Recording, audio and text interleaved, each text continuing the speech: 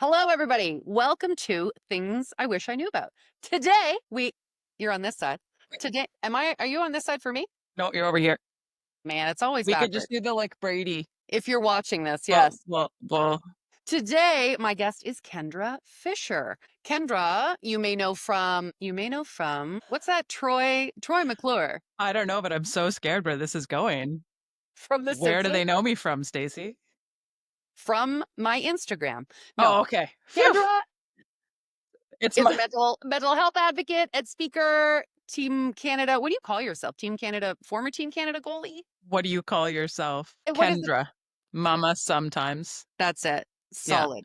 And Yeah. today, because it's Mental Health Month, actually, this worked out perfectly. Really is. We're going to talk about all kind of things, mental health and coping and her story and all of that jazz. So Kendra and I already know each other From her Instagram. from my Instagram. That made me known. From a hot minute. I've known you for quite a few years now, actually. Why is that? I don't know. Obviously because of the gayness, but like not because of tattoos, just because of the neighborhood. I don't know either. How did we meet? I'm not sure, I but just here all we of a are. sudden was building a deck. Many years later, Kendra built our deck. I don't know how. Maybe the If you need a deck built, tattooing? call 1-800 call No. Dex. Just kidding. Call Dex. Call Dex. That's too many letters. All So, of the letters. Kendra, I already know who you are. Why don't you give people just a brief blurb of what you do now, why people might recognize you, and kind of just a little spiel, like your bio. Like so I will, absolutely I will. But can I segue for 1 second here? Because I saw a post this morning that I loved so much. And it was, if somebody asked you to introduce yourself and you took out your job Yeah. and you took out your religion and your beliefs and your, how you represent yourself in the world, how would you answer that question? And I'm so stuck in that right now that I'm like, ooh, this isn't easy. I would Because that, say like, I'm that's six your foot two. essence. I'm 6'2" and I'm very funny. No, no labels, no like What? descriptors. Like, what makes you I can't be you? funny? Well, funny, yeah, funny. Absolutely, you could be Oh, no, funny. physical descriptor. Yeah, like just not the like societal labels, not the gayness, not the female, not the like That's a tough just, one. isn't it? Yeah, And here you are asking me, and I'm all stuck in my head now. So pretty let's blunt and funny. bypass that. That is a much deeper day. Yeah, really. Who am I? I am somebody who just got to be okay at a sport I really loved. Hockey was kind of the beginning of, I guess, quote unquote, how people might know me. Yeah. I grew up playing hockey. I wanted to play for Team Canada. I wanted to go to the Olympics. That was my life. That defined me. That was my person, my label, my Mhm. all of the things. And life got lifey. And I, at some point along the way in my later teens, having already become a carded member of Team Canada's hockey program, I got to a place where something was wrong. I had no idea what. Like back then, trying to talk about this was just, you could have been asking me to talk to you in a language that I've never learned. And how old was Because this? How old were you when this was happening? um I would say, I mean, when I became aware and it became problematic for me, I was in my late teens. It would have been 1920 when it really cost me a lot. And when I say cost me a lot, I was out at Team Canada camp, and kind of the month leading up to that had been just an absolute mess in my life. I was symptomatically feeling so many things. And this is well before mental health was like trending. We Mhm. didn't talk about this, wasn't even on the radar. We weren't considering this. It was, I thought I had a heart problem. I thought there was something growing on my brain. I thought that every physical ailment, if you Because of doc, anxiety, like literal, like physical, like heart rate and that 100%. kind of stuff? 100%. And I mean, and it's real, right? It's very real. Those physical symptoms of anxiety and of depression and of panic, they're very real. It's present. I mean, there is so much to be said about, if you don't take the time to sit with it and recognize it, your body's going to show you. And my body showed me.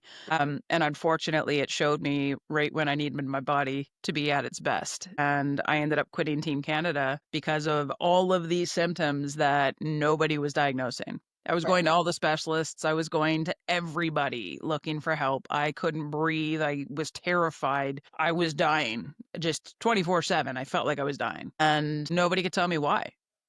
And I got out to camp and I tried to push through it. I tried to carry it. I had been for the past like month or two at home trying to carry it, which looked a lot like if I drink enough, I don't feel it. If I just keep pushing and going harder, I can pretend I'm okay until I can't, and then I'm going to go home and I'm going to hide and I'm going to try to get through this moment because all the doctors are telling me I'm fine, but I don't feel it. That didn't match. So when was so you are at the Team Canada, was this tryouts?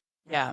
Yeah. And then you're like, this is not for me. I gotta go. So I knew something was wrong kind of leading up to the camp. And the months leading up to it, I had gotten progressively, quote unquote, worse. And again, it was just a lot of like trying to figure out what it was. What was worse? What was wrong? Because at this point, I've seen a cardiologist, a neurologist, a gastroenterologist, my doctor. I've seen everybody, and everybody keeps saying you're super healthy. And I'm falling apart. Like I can't get through my day. You can't convince me or my body of this, but you're telling me that, so I'm just supposed to go with it.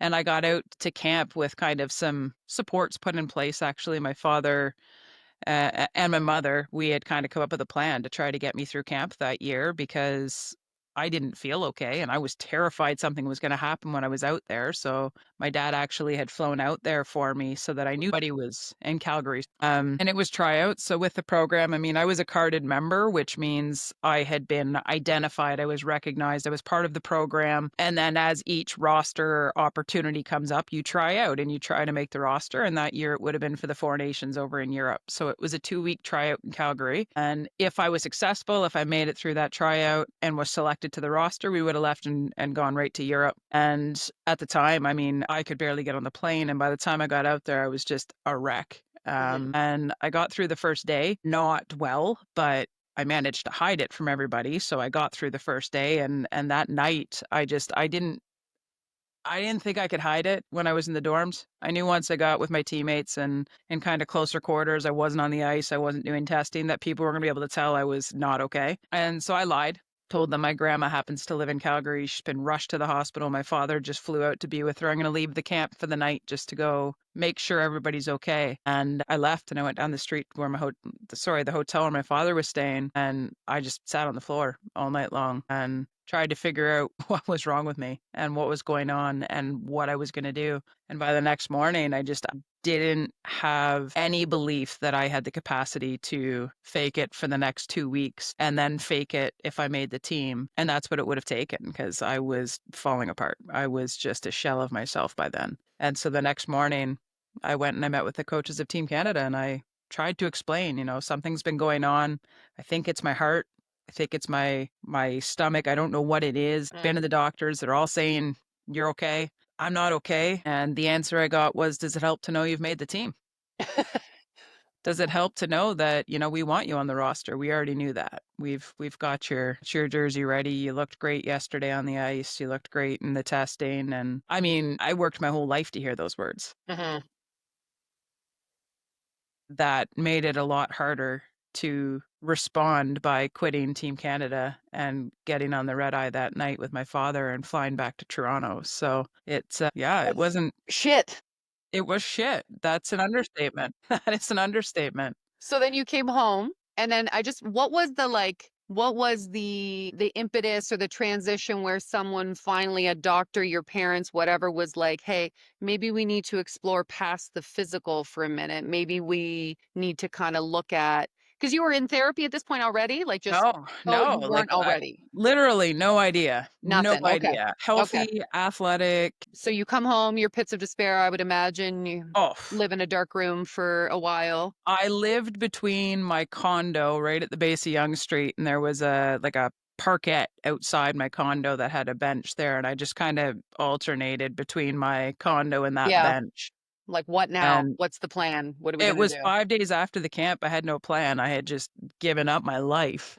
And Team Canada actually got in touch with me and offered me a doctor. And they were like, we heard you, we listened. We have a doctor. Do you want to see them? And I remember for a second being so psyched. I'm like, okay, this is awesome because if Mhm. anybody in Canada has a good doctor in their pocket, it's going to be Team Canada Hockey. Like Yeah. that, they're hiding the best for sure. And then they told me that the doctor was a sports psychologist. And Oh, I just remember being so offended. I was so pissed off because at that point, everything felt so physical and nothing I knew or understood of my mental health aligned with my story. I've just made Team Canada. I'm a great athlete. I have a supportive family. I have friends. I am privileged and blessed to have financially stable parents who have given me a wonderful life. That just didn't match my understanding of, mental needing to go health. see a psychologist, And yeah. so at the same time, it was kind of that moment of I still had enough connect to something that said, if Team Canada needs to hear from a sports psychologist that you're good, that's not the issue. That was like that little piece of hope for me. Like Yeah. maybe if I go see her and she can at least be like, okay, guys, like you're way offside here. This isn't it. It's her heart. It's been her heart all along. Yeah, like You we've knew just it. missed something. Yeah. We now need to send her to this specialist and we'll move on with life. In my head, it was just this kind of moment of hope. Like, okay, they haven't given up on me yet. So maybe I need to go to the psychologist. The psychologist could tell them, like that's not it. Let's get somebody else to help her. And that's not the way it went. Burn. That's just not where it went. That wasn't what my soon-to-be psychologist of over 20 years found when she was sitting in a room with me that day. She's like, "You're gonna come back," and you're like, "What? Wait a minute." Very begrudgingly. I was like the anti-patient for 5 years, Yeah. at least, at least. I was horrible.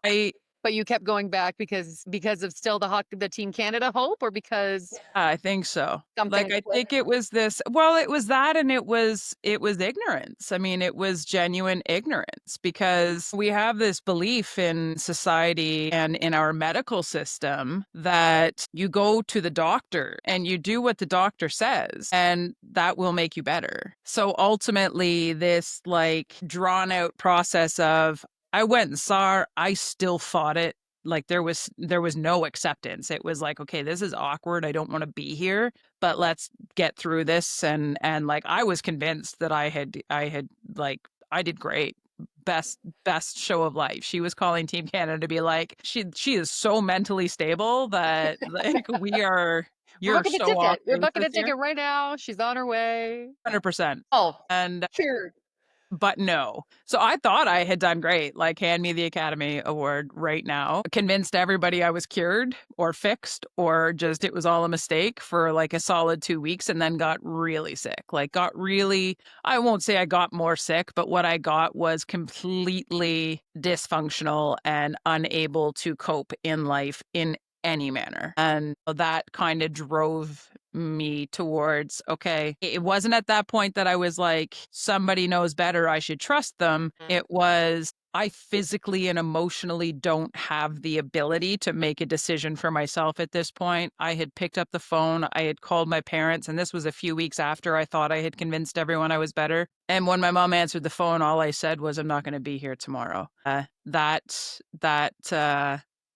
That gets a reaction whether you were hoping for one or not. Mom showed up and immediately it was to the doctor and the doctors were prescribing me medication for anxiety and depression and a psychiatrist verified this and at this point I'm down to 123 pounds Gross. and not eating, not sleeping, can't be alone, can't leave my apartment. And that was it. Like that was it. I had nothing Can you left. think of was there a trigger? So, I mean, that's such a hard question for me to answer with simplicity because healing is so not linear. Yeah. And kind of the evolutions I've gone through since, this started 25 years ago to now. Back then, you asked me that question. Is there a trigger? What caused this? No idea. Hmm. I have no idea. And in the beginning, it was okay, one, I need to tuck this into a nice little box. I need an answer that Yeah. works. And I had gotten into a car accident after high school. I had fractured my back. I went with that for a little bit. For a little bit, I was like, ooh, I had this scary car accident that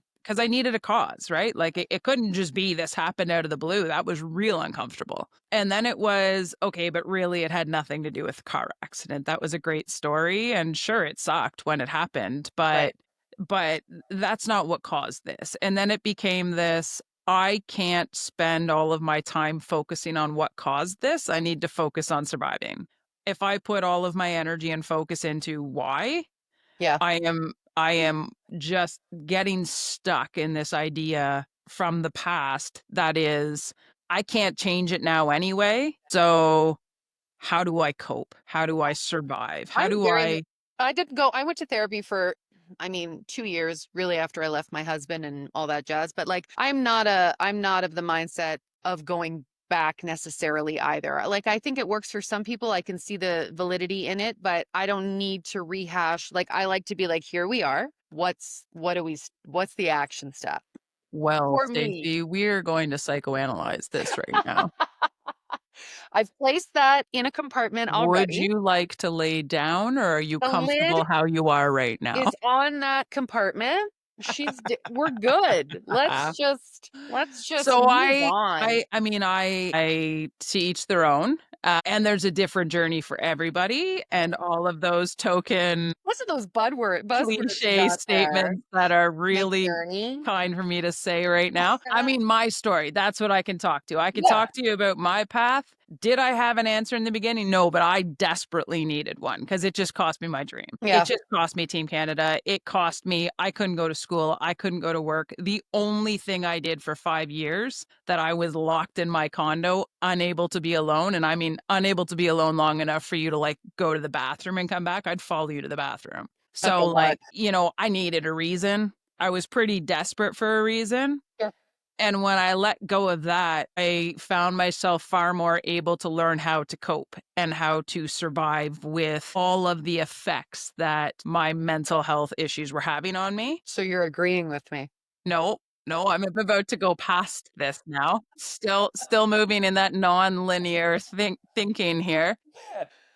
I just went through arguably the hardest 2 years of my life by far. And I mean, I'm not one of those like toxically positive people. This isn't the whole like, oh, like, but always the glass is half. No, bullshit. Sometimes it just sucks. Hmm. But all of the suck in the past 2 years really forced me to recognize that the whole coping and surviving thing caught up to me and put me in a place where I was going to have to go a little deeper. And that little deeper was real uncomfortable. But I started to kind of pull apart all of the different modalities that I had used. And I mean, I find purpose in all of them. I mean, talk therapy served a purpose in my healing and my recovery, whatever you want to call it. Physical activity, huge impact physical activity has on our mental health and our well-being as a whole. Nutrition, massive. It matters what we put in our bodies. You would know that. Making sure you're drinking enough water, making sure you're not drinking too much of anything else. Just really kind of the pillars of lifestyle and wellness. Also then getting into like how do we deal with stress? How do we manage, Is this you the know, 5 things that you were talking about in that post? Because not quite. I want to put a pin in that for a second. I want to Yeah. circle back to something that you just said. We're going to Okay. circle back. So Love when it. you're talking about coping, and Mhm. you used another word and I can't think of what it was. Coping. Surviving. Maybe, yeah, it might have been surviving, and how that is not, that's a little bit too surface if I'm understanding what you're saying. Like you needed to go deeper than that. And I'm just wondering what, I know we're talking about you, not the Yeah. world. She is Yeah. not a doctor, guys. Not it. Where's the But disclaimer?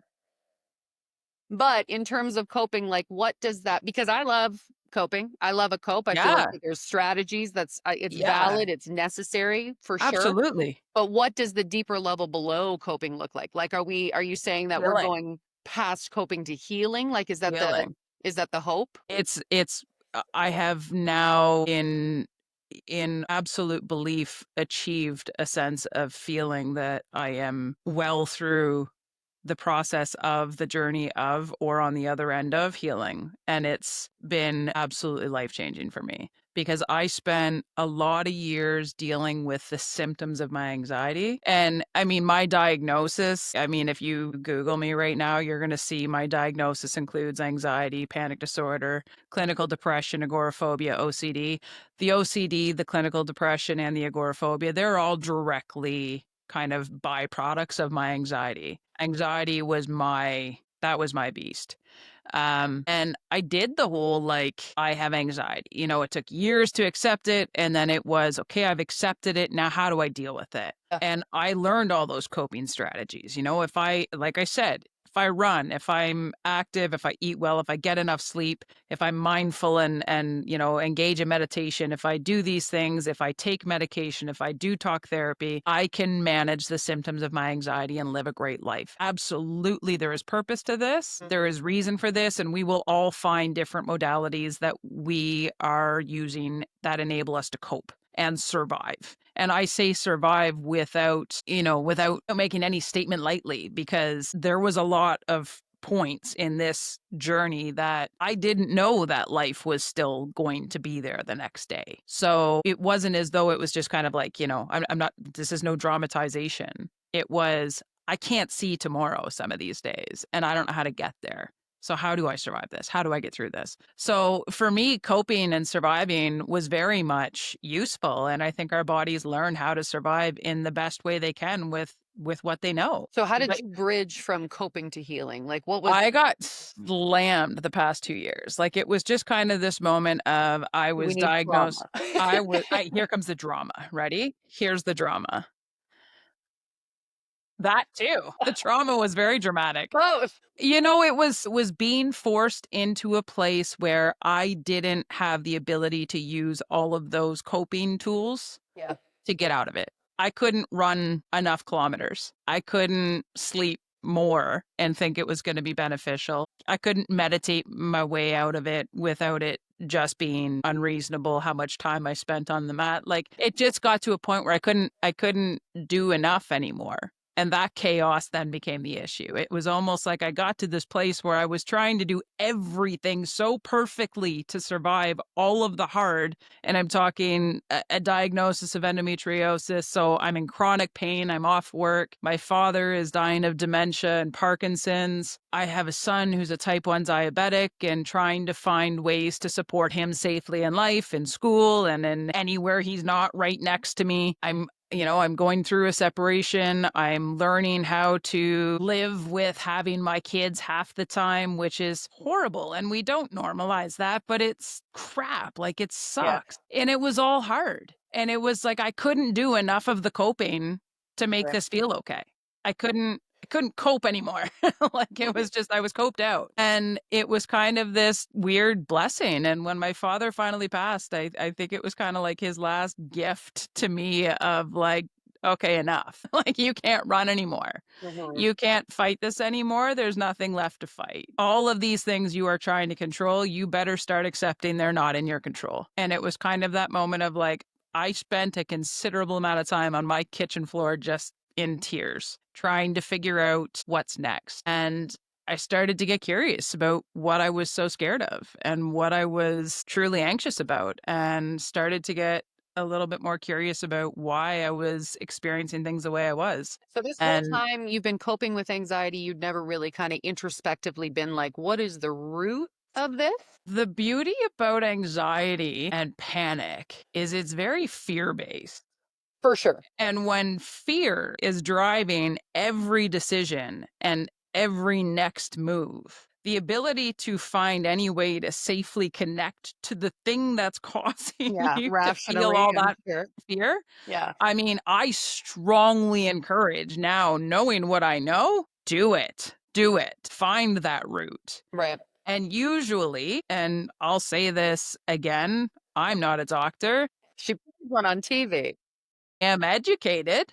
I have taken the schooling for this now. I have been working in this space for 25 years now. I do feel as though I can, with some confidence, make statements. Our nervous systems don't forget anything, anything. And anxiety is caused by a state of living in a constant state of survival. And for whatever reason, at some point in our lives, and yes, I've identified it for myself, at some point in our lives, there's a disconnect. And it doesn't have to be obvious. And this is the part that a lot of people, including myself, struggle with because there was no maliciousness behind where that disconnect happened for me, but it was real and it Yeah. was big. And it caused me to create a connection between my thoughts and my nervous system that are when you are struggling the most or when you feel unwell, you are not safe. Mm. And that then turned into I had an anxious response to every sensation because every sensation to me was a signal to my brain that I'm not safe. Boo. I know. Boo. That's the worst. It is, but it's also so like I and this is I guess where I get like a little bit too I'm so intrigued by it.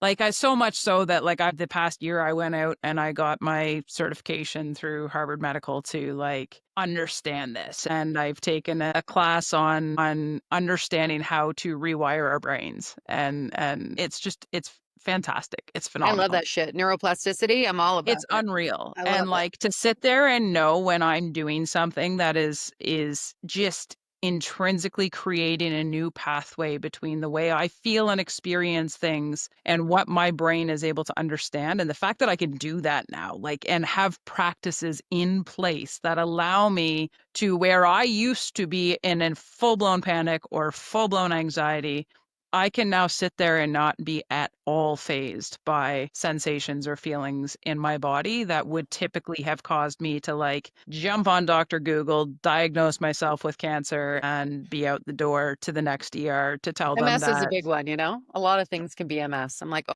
it's MS again. It's MS again." percent.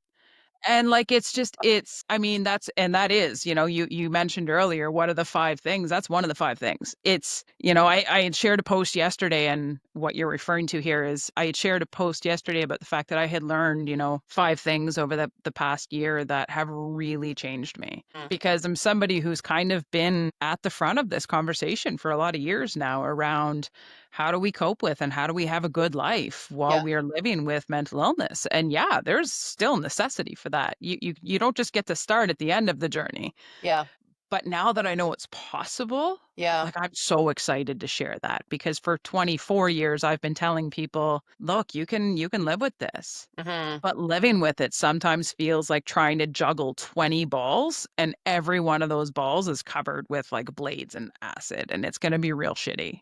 Right. And now it's like, guys, hang on a second here. Yeah, This doesn't have to be the defining thing in your life anymore. It's going to be hard. It's going to be challenging and uncomfortable, but you can actually create a new experience for yourself. And I've been doing a lot of work in that space and one of those things I learned was learn about your nervous system. yeah, Learn about your nervous system and how it's attached to neuroplasticity because yeah. that It's huge. connection and instead of doing the mind body connection, let's start doing the body mind connection. Yeah, I think I mean, we're not gonna get into this because that's a whole lot, but, like, creating new neural pathways and, like, Yeah. this is something people really can actually do, literally. I Like would you love can watch it on I know, scans. it's crazy. It's phenomenal. Like and I can to feel it happening and be able to connect with that. Like Yeah. I don't feel like you could tell me I live with anxiety anymore. So now that you're on so let's touch on that. So now you're on I mean, I don't wanna say you're on the other side or cured or healed or whatever. I'm sure this is Yeah, a lifelong for process and sure. there'll be ups and downs and whatever, Yeah. whatever. Yeah. But now you're in a place where you feel kinda secure in your ability to cope and whatever. Yeah. What is I don't wanna say, like, the first thing, but, like, what should someone who is kind of where you were 15 years ago, let's say, what should they be exploring? What has been the most beneficial for you? Knowing what you know now, if you could go Yeah. back, Slow down. you would start where? Slow down. In what sense? Every sense. I mean, I One of the most difficult feelings to deal with when you're trying to manage anxiety and panic is the chaos, the desperation that Yeah. comes with fear. And if you cut it down to like basics, you cut it down to like just trying to understand your nervous system, even if you're somebody who doesn't live with anxiety or can't make the connection between, okay, anxiety and nervous system, take anxiety off the table for a second. To understand your nervous system is essentially a primal response that keeps you safe in life. Your body, your ability to think clearly, your ability to sleep, your ability to communicate, problem solve, all of those things happen when you feel safe, when you feel comfortable in yourself. We don't make those decisions. If there's a bear chasing you, not a great time to make life decisions. Your nervous system is responding to the fact that there's a bear chasing you. It's heightened. You are going to increase your heart rate. And these are all things that are going to happen without your permission. Mm. Your heart rate's going to go up. You're going to be breathing differently. Your body is going to preserve everything it needs to preserve to sustain life. And it's going to say, screw off to the rest that we don't need because we don't need you right now. We're trying to stay alive. People with anxiety and with a lot of mood disorders and issues around their nervous system, they're experiencing that because their body kicks into that fight or flight. The problem is there's no bear chasing you.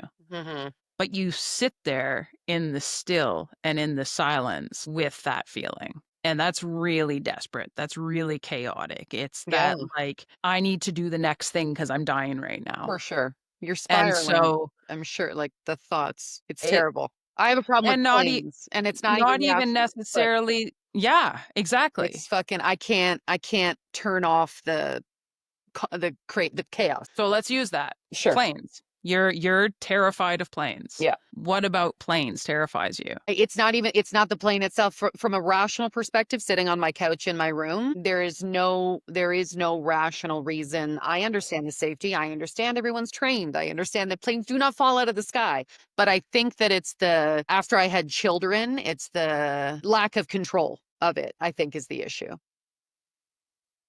So, lack of control Yes.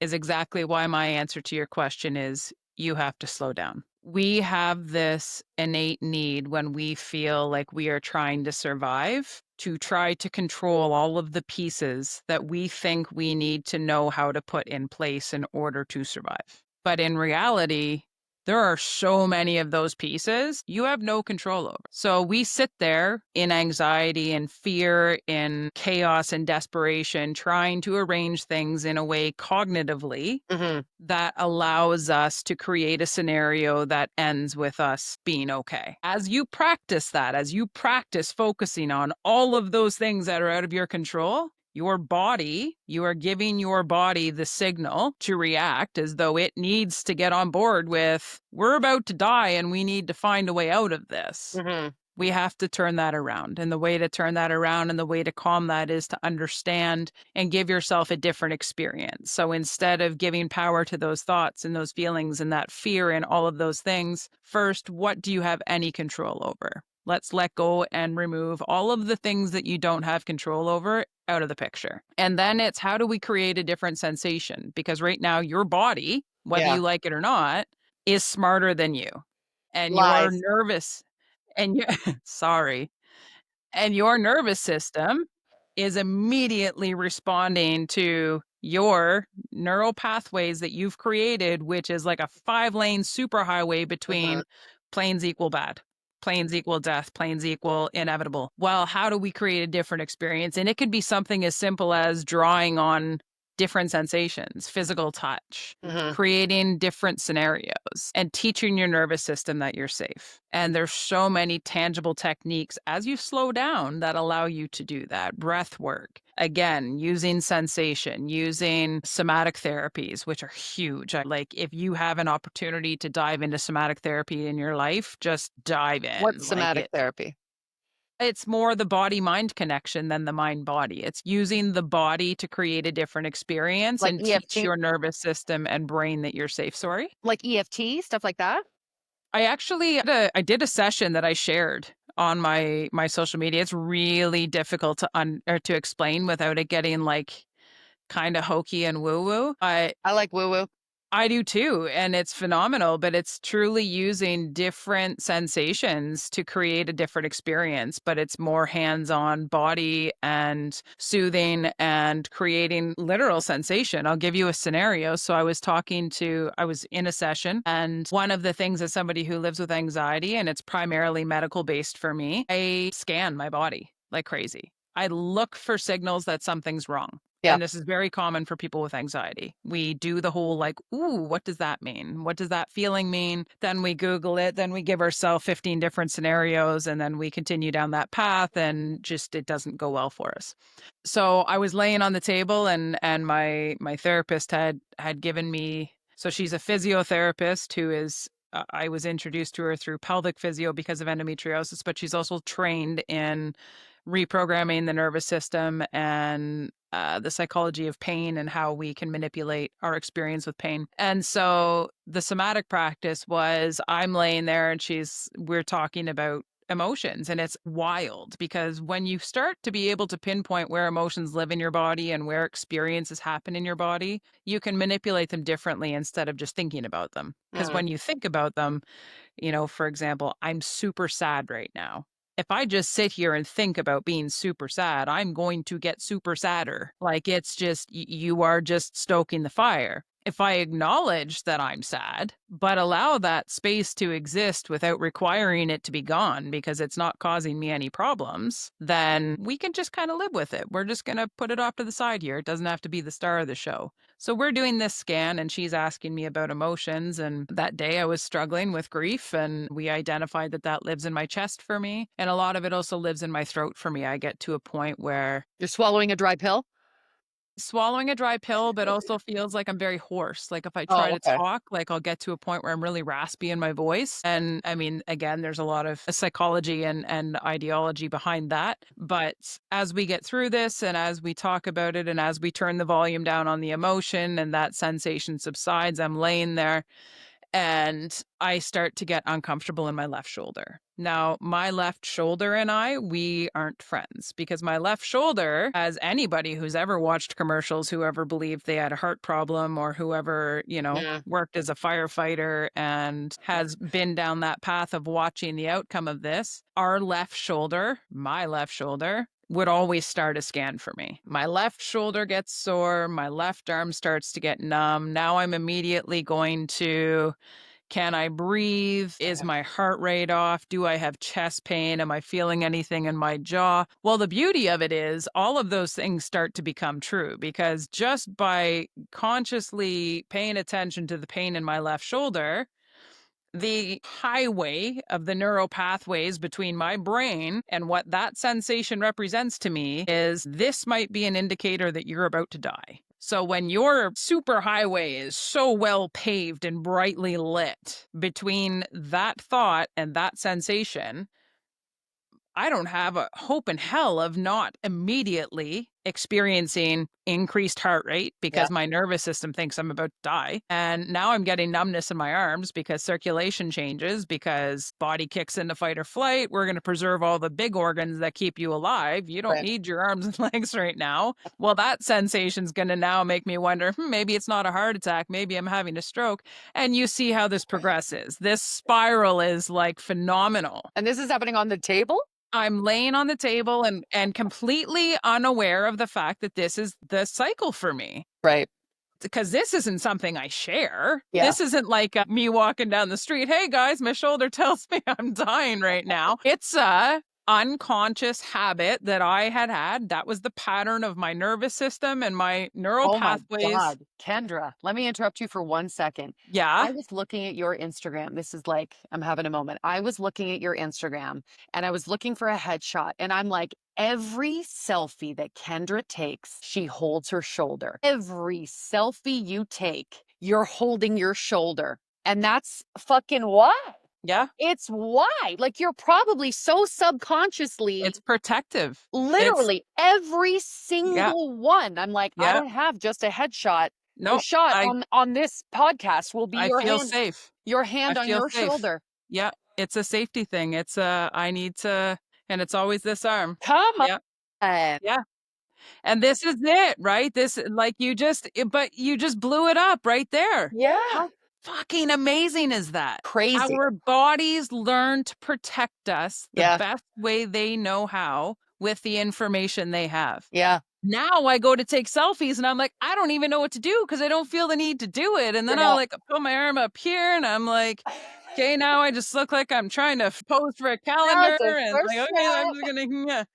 But and that's exactly it, and so I'm sitting there, and she's talking me through it, and so she's giving me at this time, she's moved around, she's like, "Where do you need my hands?" And I was like, I don't know." She's like, "What feels comfortable to you right now?" And this is where it gets kinda weird, right? Because 'Cause you're like, "I don't put your hands where you want, I don't care where you put your hands, what do you mean? I'm about to have a heart attack and die, like, Right. maybe on my chest with Yeah. compressions at this speed, please. Lay on top of me. Just Just completely something." anxiety, Do be a blanket. something. And she put her hand on my chest, and after we had this whole conversation and I'm sitting here saying it out loud, and I feel all of the shame that comes with saying this out loud because it's embarrassing, right? Like to finally acknowledge that moment of like, "Oh my gosh." She looks at me and she puts her hand on my shoulder and she's like, "Poor shoulder." And I was like, "What do you mean?" And she's like, "You have given this shoulder so much responsibility in your life. Yeah. It's responsible for keeping you alive. God, Mhm. it must be tired."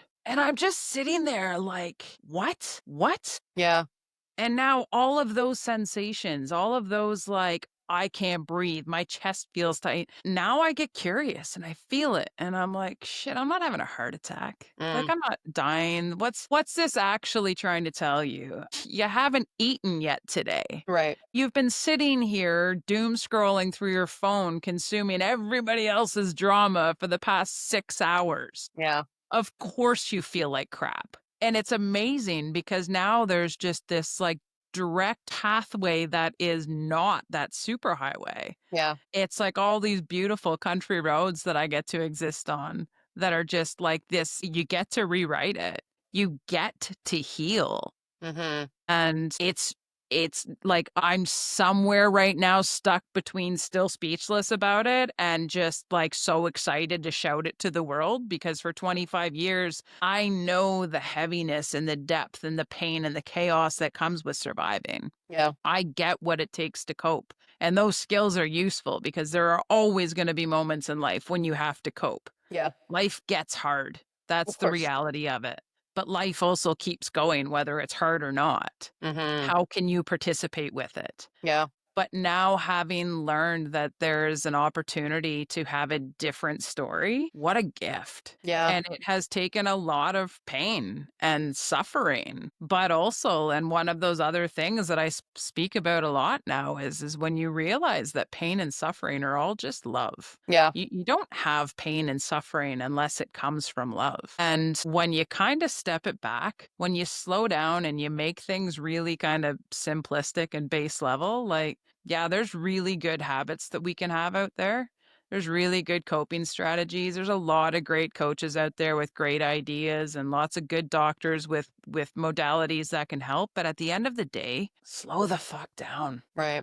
Just slow down and accept that so much of it is out of your control and find that connection to spirituality, however that looks for you, Yeah. whether that's prayer, meditation, nature, energy, however that looks for you. Stay connected to that Right. because it's so easy to lose track of what you have no control over. Yeah. And it's so easy to start letting your ego kind of guide you into, well, I can fix this. Maybe we don't need to be fixed. Yeah. It sounds like in terms of slowing down, it's more turning the lens inward more so. Absolutely. I think that there's a requirement to truly understand the role we play in. I just mean like because when you say slow down, I immediately think very base. I'm like physically slow, like I should sit for a minute. But then if I think slow down, it's like maybe it's a little bit deeper than that, right? Like take some things off your plate, slow down your mind, slow down your Yeah, breath, slow down everything. I think it's all of the above. Yeah. I think that we are in a world right now where I mean it overwhelms me and I can disseminate the information because I've been in this now for 25 years and it overwhelms the hell out of me when I get on there and I mean I'm following all of the I was that. I wanted to do the wake up go for a run, do the cold plunge, hit the sauna, have a shower, make the perfectly measured nutritional breakfast with exactly the right grams of protein in it. And then I wanted to make sure that I was effective and I was staying attached and I was doing this and this and this and this and this. And it becomes unmanageable. Wellness becomes unmanageable when it's this massive expectation we put on ourselves. Yeah, 47-step morning routine. Yeah, and I mean, at the same time, you can have a morning routine that has 47 steps worth of purpose in it just by sitting down with a cup of coffee, some gratitude, and some presence with people you love, or intention with spiritual connection, or having, your morning walks. What a beautiful routine. What a Yeah, great thing for you. Physically, you are doing your body a wonder. Walking is wonderful for you. You are connected with your dog because he's a absolute beauty. the best friend. You're in nature, which is free medicine any Yeah, day of the year. yeah, You are taking mindfulness and meditation in stride. You are at the same time producing content that takes care of a piece of your work life. Like, there are ways to build gentle and manageable routines that are fulfilling and that are purposeful, that don't look like the video of the guy who's got his face in the ice water the for 30 marine, seconds yeah, before, you know what I mean? I do. And for some people, that's going to work. And kudos. If you have a life that gives you the time and presence to have that routine and that is what serves you, 100%.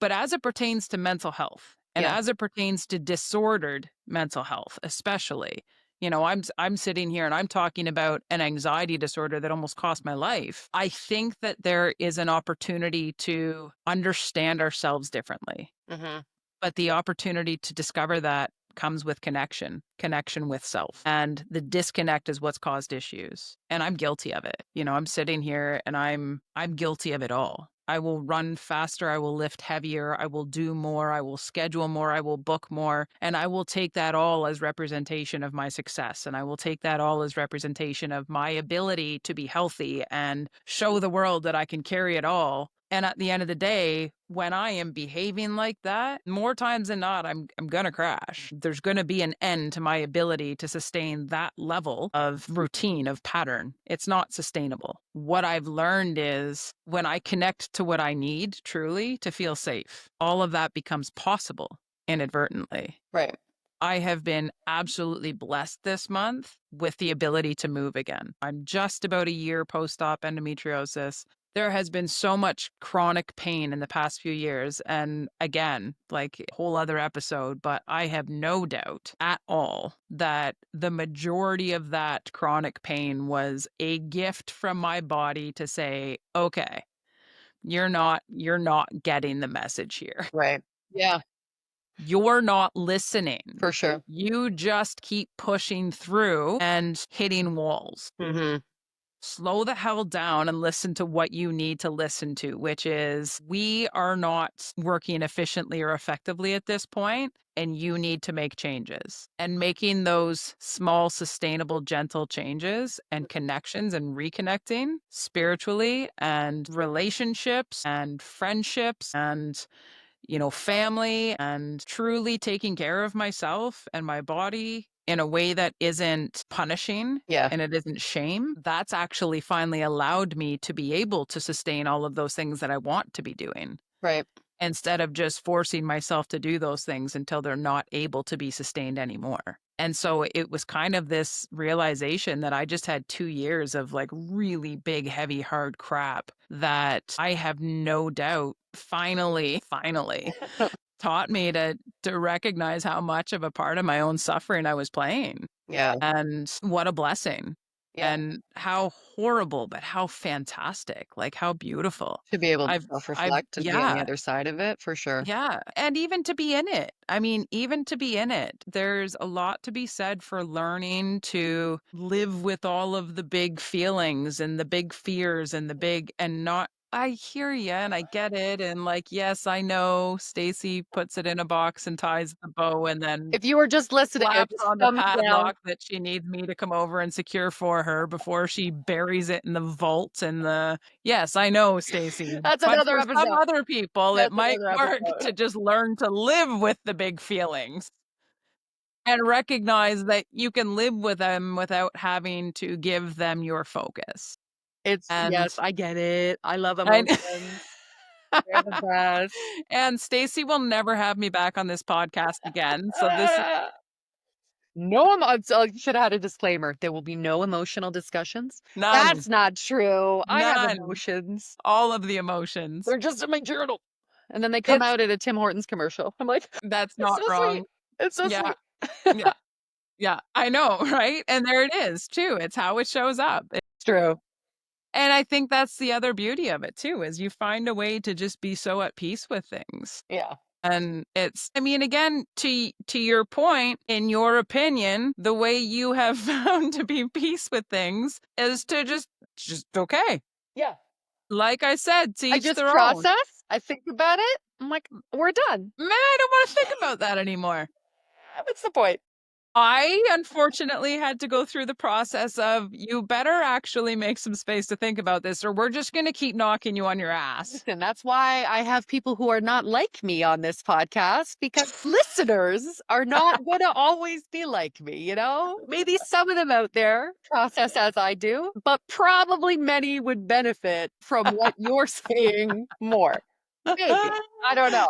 So listen, it's been like an I hour. yeah. We're going to I wrap it up, but can you give who is ever listening maybe some kind of, I don't know, obviously you can't, every situation's different and you can't umbrella this, but like kind of the most effective, I know you're saying slow down, but maybe if there's a couple of strategies or tools that you consistently kind of find really effective in building resilience or even kind of starting this journey of self-awareness, like yeah. what should I be doing? I mean, let me go back then to the post I said yes, I had shared yesterday, and I mean, I, of course, am remembering it so much so that I'm not looking it up on my phone right now, I also wrote it just to down. keep it concise. Love, nervous system, spiritual connection, practice, action. I love it. Check. Done. We're done. That's it. Thanks so Got it. much. Nailed it. Understanding the base emotion of love is huge because it's really difficult to stay in a place of anger and suffering and pain and grief when you come back to reflecting on the love that is the reason that it's there. Right. Those are big feelings and big emotions that we experience everywhere in life that throw our nervous system for a loop 1,000 times over. And when we can learn to sit with those emotions and those experiences and not let our thoughts and our emotions lead us, and instead recognize that if we take action, any action, no matter how small, it changes our ability to experience those things. So, Yeah. yes, on the worst of days, no. When I say slow down, I don't mean go curl up in bed and Netflix and chill for the next 2 weeks while you become a mess of an unshowered human and don't eat. I mean, be gentle with yourself. Sometimes big moments in life feel like they're too much and we can't get through them, but you can do the small, consistent habits that you are required. We can heal.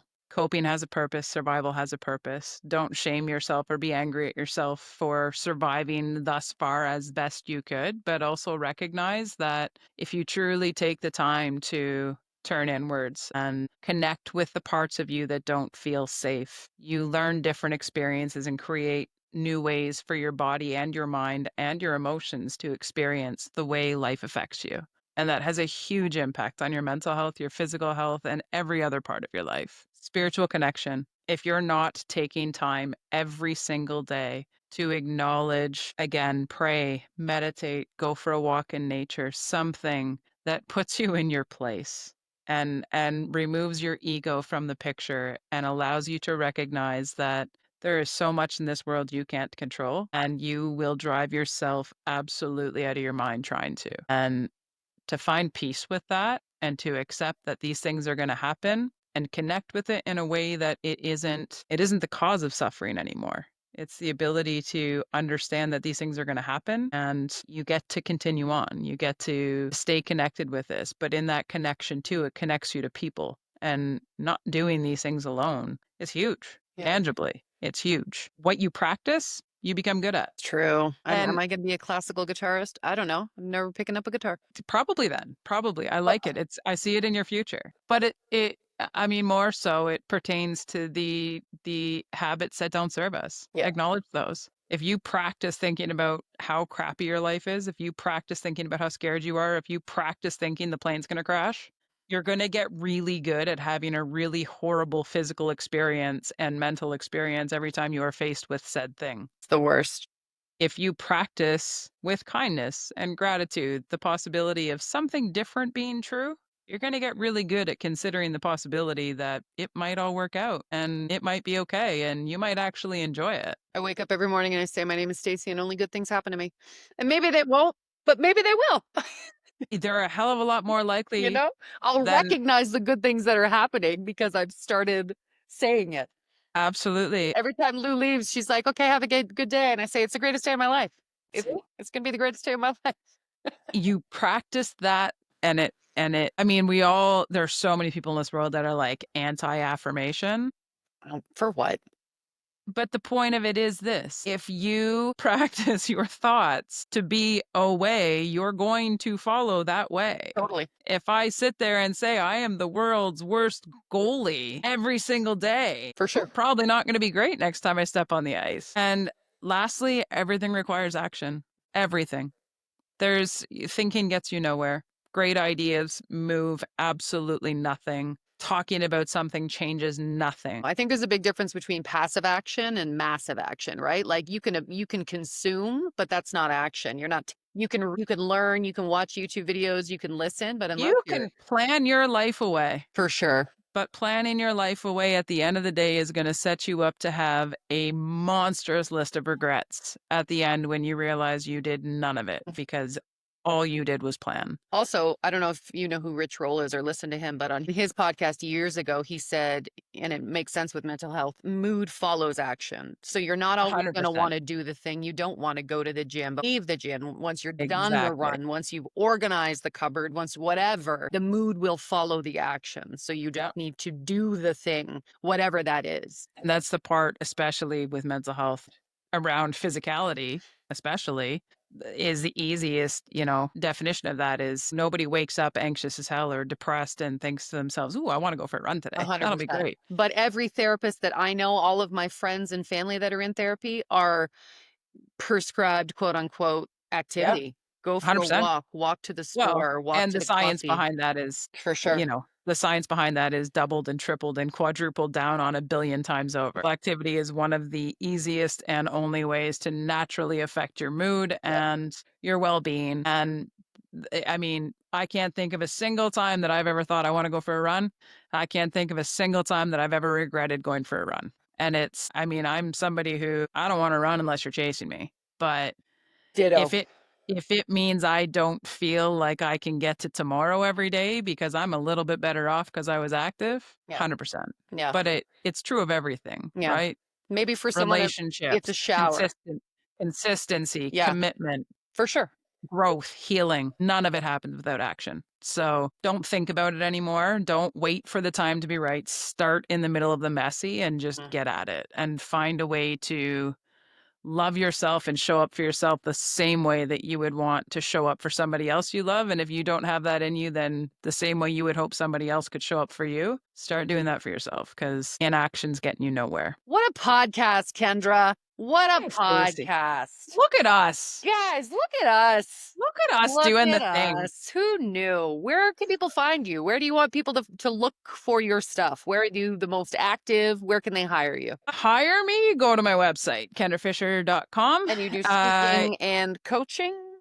am a professional speaker. I'm also a mental health coach and I do both and you can contact me for both through there. As well, I'm fairly active and getting way better at it because I was taking Stacey's advice that what was it? I watched your post on TikTok yesterday. Consistency. Consistency. That's it. 1,000% of the That's the time. secret sauce. You don't need to know the algorithm. You don't need to know the Not at analytics. all. You don't need to do a deep dive into pretending that you are some tween who Nope. knows how AI has mastered life. Be consistent Just be consistent in life in general. That's it. in general. So they'll follow you on where I got you started, Instagram Instagram. and TikTok, kfisher30. I think it's the same on all of the socials, kfisher30, my YouTube channel as well. Yeah, Wonderful. all of the Wonderful. things, Hopefully all of the all places. of the places, all of the Yes, things. yes. Kendra, hey, thanks so much for hanging out Thank you with for me having me. on this rainy day. I feel like we got some good nuggets in there. Nuggets, what a great word. Yeah. McDonald's What a great coined it, word. but I'm going to take it. No. It's Who's McDonald's? McDonald's. I'm just kidding. If you want to sponsor me, McDonald's, I love your stuff. Thanks so much for coming on. Things I wish I knew about mental health. Now you know. Now you know. Now you know. Let's break open those boxes, Stacey. No, next time. Thanks so much, guys. We'll talk to you soon.